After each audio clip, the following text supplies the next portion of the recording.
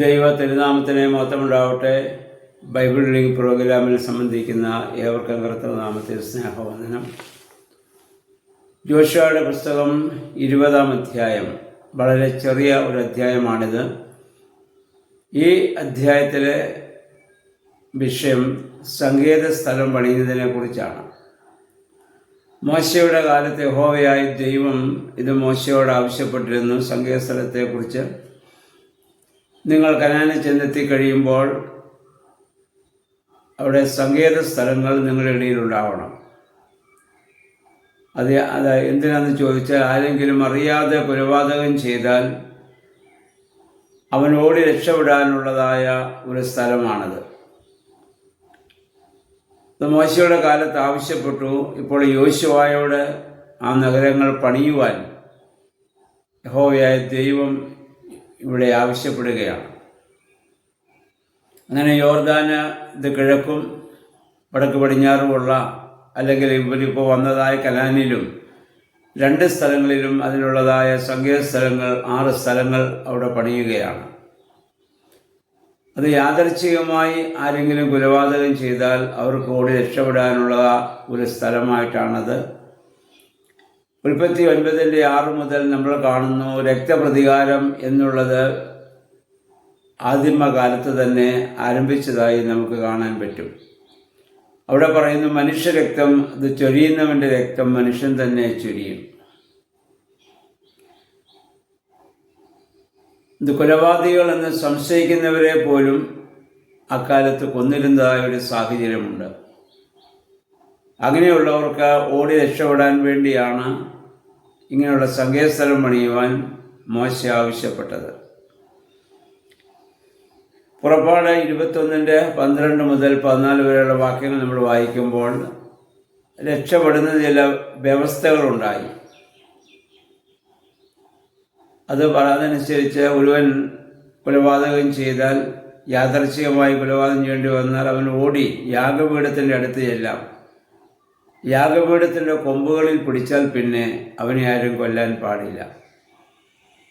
എന്നാൽ മനഃപൂർവ്വമാണ് കൊലപാതകം ചെയ്യുന്നതെങ്കിൽ അവൻ ശിക്ഷ അനുഭവിക്കണം. ഇത് യാദർച്ഛിക, കൊല്ലാൻ വേണ്ടി ചെയ്തതല്ല. പക്ഷേ ആൾ മരിക്കുന്ന ഒരു സാഹചര്യം വന്നാൽ, അങ്ങനെ യാദർച്ഛികമായി സംഭവിക്കുന്ന കൊലപാതകത്തിനാണ് ഇങ്ങനെ രക്ഷപ്പെടാനുള്ള മാർഗം ഉള്ളത്.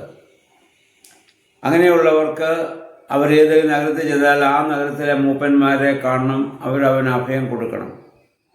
എന്നാൽ അതിന് ശേഷം അവൻ ആ സമൂഹത്തിന് മുൻപാകെ ന്യായം വിസ്തരിക്കപ്പെടും.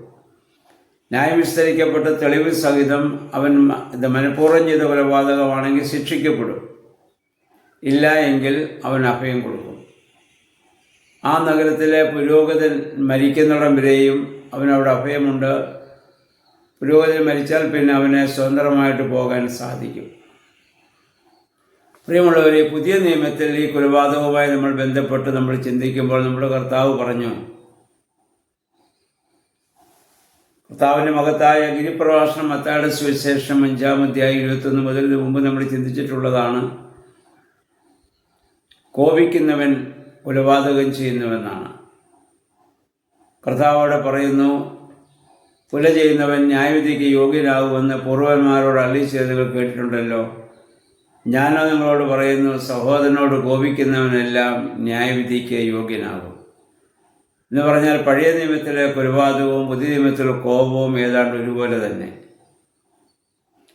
അങ്ങനെ പറയാൻ കാരണം, നമ്മളിപ്പോൾ ഒരാളോട് കോപിച്ചു, ആളെ കൊല്ലണമെന്ന് ആഗ്രഹമുണ്ടായി, കൊല്ലാതെ മാറുന്നത് സ്നേഹം വന്നുകൊണ്ടല്ല. ആളെ പേടിച്ചു, അല്ലെങ്കിൽ അവൻ്റെ കുടുംബത്തെ പേടിച്ചു, നിയമത്തെ പേടിക്കുന്നു, സമൂഹത്തെ പേടിക്കുന്നു, ഒന്നുമല്ലെങ്കിൽ ദൈവത്തെ ഭയപ്പെടുന്ന ഭയം കൊണ്ടാണ് ചെയ്യാതിരുന്നത്. അതിൽ മനസ്സുകൊണ്ട് ആ ആളിനെ നമ്മൾ കൊല്ലുന്നുണ്ട്. അപ്പം അതുകൊണ്ടാണ് പഴയ നിയമത്തിൽ കൊലപാതകം ആ ആക്ട് പ്രവൃത്തി ചെയ്യുന്നവന് മാത്രമാണ് ശിക്ഷയെങ്കിൽ, പുതിയ നിയമത്തിൽ അത് കൊല്ലാൻ മനസ്സിൽ നിരൂപിച്ചാൽ മതി, കൊന്നതിന് തുല്യമാണ്. മത്തായി 5:27 യേശു പറയുന്നു, സ്ത്രീയെ മോഹിക്കേണ്ടത് നോക്കുന്നവനെല്ലാം അവളോട് വ്യഭിചാരം ചെയ്തു. പഴയ നിയമത്തിൽ ആക്ട് നടക്കണം, പുതിയ നിയമത്തിൽ വേണ്ട. മനസ്സിൽ നിരൂപിച്ചാലും ആക്ട് ചെയ്തതിന് തുല്യമാണ്. അങ്ങനെ നമ്മുടെ ജീവിതത്തിൽ നമ്മളൊക്കെയും അങ്ങനെ ചിന്തിക്കുമ്പോൾ കൊലപാതകം ചെയ്തിട്ടുള്ളവരും ഇപ്പോൾ ചെയ്തുകൊണ്ടിരിക്കുന്നവരുമാണ്. അത് മനഃപൂർവ്വമാകണമെന്നില്ല, യാദൃച്ഛികമായിട്ടും അങ്ങനെ സംഭവിക്കാം. അങ്ങനെ സംഭവിച്ചാൽ നമുക്ക് രക്ഷപ്പെടാനുള്ള മാർഗമാണ് പുരോഹിതൻ. അതാണ് കുമ്പസാരം എന്ന് പറയുന്നത്. പുരോഹിതൻ്റെ അടുത്ത് വന്ന് നമ്മുടെ ആ പാപങ്ങളൊക്കെ നമ്മൾ ഏറ്റുപറയുമ്പോൾ അത് ദൈവത്താൽ ക്ഷമിക്കപ്പെടുന്നൊരു അനുഭവം നമ്മുടെ ജീവിതത്തിൽ ഉണ്ടാകുന്നു.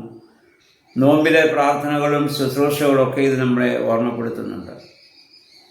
മറ്റുള്ളവരുടെ വെറുപ്പ്, വിദ്വേഷം, പക, അസൂയ, ദുർമോഹം, ദുശ്ചിന്തകളൊക്കെ മനസ്സിലുള്ളപ്പോൾ അതൊക്കെ കുമ്പസാരത്തിലൂടെ നമ്മൾ ഏറ്റുപറയുമ്പോൾ നമുക്കൊരു അഭയകേന്ദ്രം ലഭിക്കുന്നതിന് തുല്യമാണ്. പാപമോചനം അവിടെ ലഭിക്കുകയാണ്.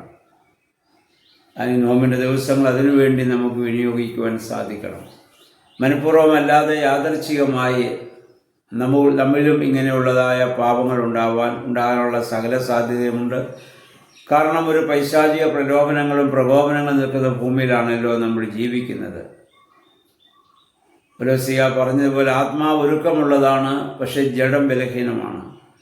ആ രീതിയിൽ നമ്മളുണ്ടാകുന്നതായ ആ കുറവുകളെ ദൈവസന്നിധിയിൽ ഏറ്റുപറഞ്ഞ് ഉപേക്ഷിച്ച് ശുദ്ധീകരണം പ്രാപിക്കുന്ന ദിവസങ്ങളായി ഈ നോമ്പിൻ്റെ ദിവസങ്ങൾ മാറണം.